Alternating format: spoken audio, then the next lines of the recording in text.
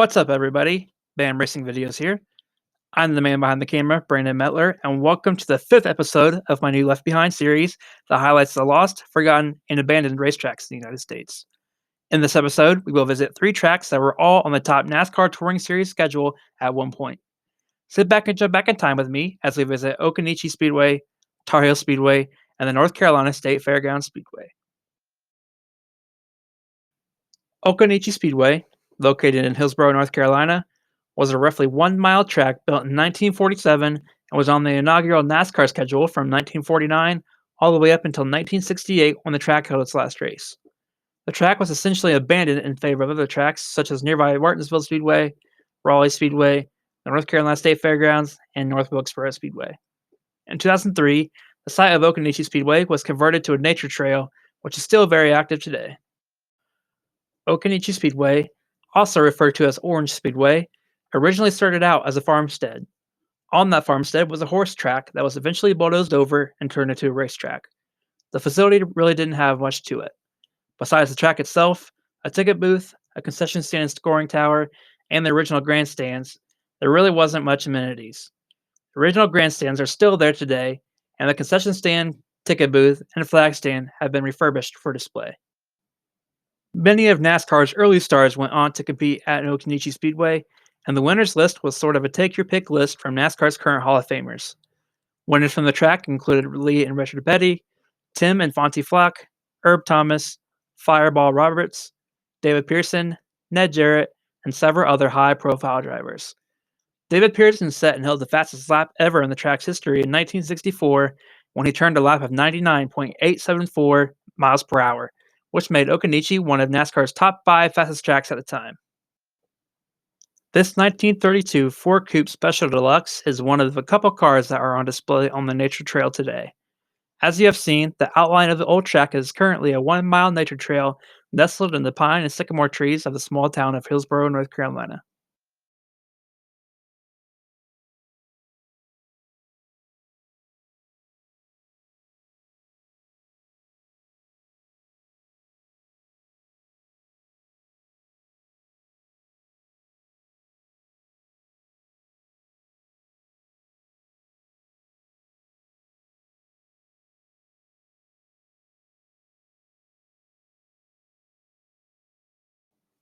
As you can see from this video, the track itself had no retaining walls whatsoever. The inside pit lane was completely exposed to the track as cars flew by nearing 100 miles per hour as crews worked on their team's cars. The only thing protecting the fans from the cars was a dirt embankment and fence that still stands today. Around each turn and the backstretch, there were no walls to stop the cars from ending up in the trees or the river that runs parallel to the backstretch. These pictures go to show how much Mother Nature has reclaimed the land in just the last 40 years. Trees have grown up everywhere where the track once was, including the track itself, infield area, and the main concourse. These clips show the dirt berm and catch fence on the front stretch, banking of the turns, and the sharp embankment down to the Eno River on the outside of the track.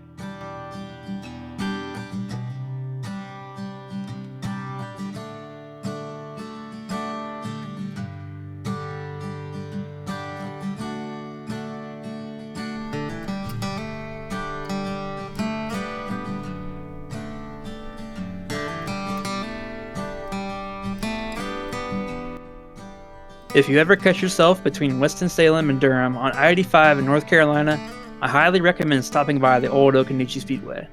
The park is 100% free to anyone and is very easy to get to. Everything you've seen in this video is definitely worth a trip if you're in the area.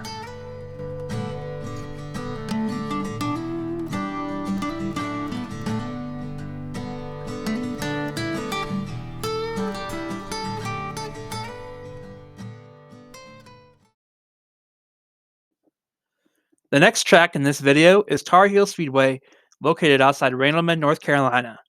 If you watched the previous episodes in this series, you've heard about the Half Price Concessions podcast hosted by Tyler Williams. If you haven't already, I highly suggest checking out his podcast. In the podcast, you'll find several clips discussing lost racetracks similar to those I've highlighted in my videos. Stick around to the end of the video to find out how to listen to the Half Price Concessions podcast. Here's Tyler with some more information about Tar Heel Speedway.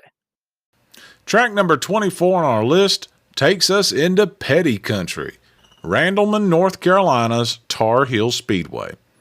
A quarter-mile paved oval that played host to 3 NASCAR Grand National races, one in 1962 and 2 in 1963. Multiple sources confirm that Tar Heel Speedway opened for racing back in 1957. And according to Speedway and RoadRaceHistory.com, it was built by Harold Brasington, the founder of Darlington Raceway. Despite being considered modern for its time, the track struggled for success and closed after only 2 or 3 seasons. In 1962, the track reopened just in time to host the Turkey Day 200 for the NASCAR Grand National Series on Thursday, November 22nd. In a race that took just over an hour to run, Jim Paschal, who was driving a Petty Enterprises prepared 62 Plymouth, took home a $575 win over Joe Weatherly, Tommy Irwin, David Pearson, and Maurice Petty, the longtime engine builder for Petty Enterprises. Paschal would win the next NASCAR Grand National Series race at Tar Heel Speedway on May the 5th of 1963, over a small field of only 15 cars. The final Grand National race at Tar Heel Speedway would be on October the 5th of 1963. This time it was Richard Petty who would claim the win over Joe Weatherly and Bob Wellborn. In all 3 Grand National races held at Tar Heel Speedway, all 3 were won by cars owned and prepared by Petty Enterprises. It is believed that the track may have remained operational through 1967, but it's really hard to confirm.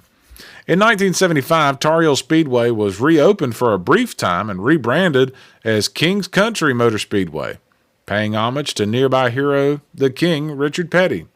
However, this effort only lasted a few weeks, and the track soon would close for good. As Tyler mentioned, Tar Heel Speedway was located right in the Petty family's stomping ground.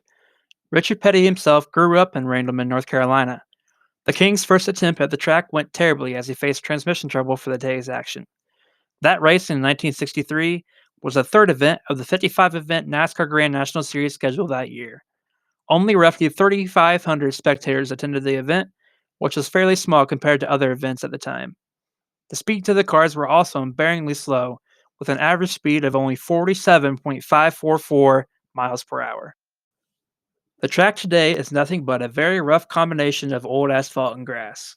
The outside retaining wall is still there on the front stretch, back stretch, and first 2 turns. The track does sit on private land, so tread carefully if you plan on swinging by. I was greeted by a friendly homeowner across the track that helped show me how to get onto the old track's outline. Enjoy these last few videos from on the ground and in the air above Tar Heel Speedway.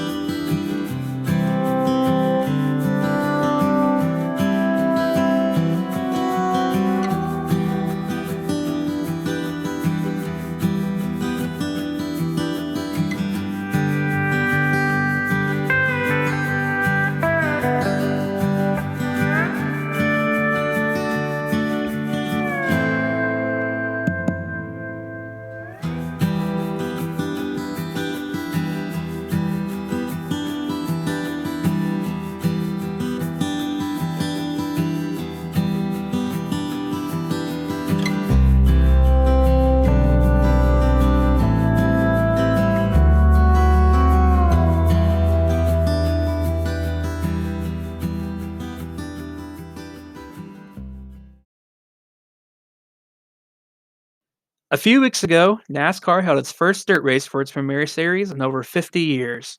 Some people may have heard this, but they may not know where that last dirt race was held. That answer is the North Carolina State Fairgrounds in Raleigh, North Carolina.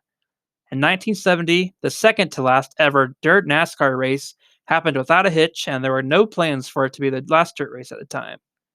Richard Petty won that race in 1970 and essentially begged NASCAR to put more dirt tracks on the 1971 schedule, but to no avail. The North Carolina State Fairgrounds racetrack started out as a horse track that was estimated to be built in the 1920s. The track was a flat but modest half-mile red clay oval in North Carolina's capital of Raleigh. The track, referred to as State Fairgrounds Speedway, hosted three Grand National events in its history in 1955, 1969, and 1970. There isn't much left of the original track today, but the grandstands you see are the original grandstands from the track. Today, the site is used for several fair related events, such as tractor pulls, figure eight racing, demolition derbies, horse shows, and other similar events during the state fair. The track did host other events other than the Grand National Series. The track's first ever race was held in 1928, but the track would cease events due to World War II in 1941, much like Arms Camp Speedway back in Indiana that I covered in my first episode of this series. Racing started back up in 1946 after the war, and the first Grand National race was held 9 years later in 1955. As you can tell from these aerials, the site of the old State Fairgrounds Speedway has changed from a racetrack to the fair midway that it is today. It is still very easy to see the outline of the original track, even though the landscape has changed significantly. Access to the old track is also very easy to get to as long as the gates are open for an event. Feel free to stop by and walk around the old speedway if you're in the area. Don't forget to check out the Half Price Concessions podcast. You can find Tyler's podcast on Spotify, Apple Music, Google Podcast, Stitcher, TuneIn, and more. There are tons of great podcasts that highlight topics such as abandoned racetracks and interviews with local racing promoters, media members, and drivers. Fans of my Left Behind series will definitely enjoy the Tracks of Yesteryear series that Tyler has created. Thanks again to Tyler for helping me out with this video. If you liked this video, feel free to leave a like or comment below and tell me how I did. I'd love to hear any stories you have about the tracks in this video, and I'd even like to hear if I got any information wrong that you may know about. Please consider supporting me as described in the description of this video. Don't forget to subscribe so you don't miss out on the next video in this series. I can't thank you enough for watching. Support your local short tracks so they don't become left behind.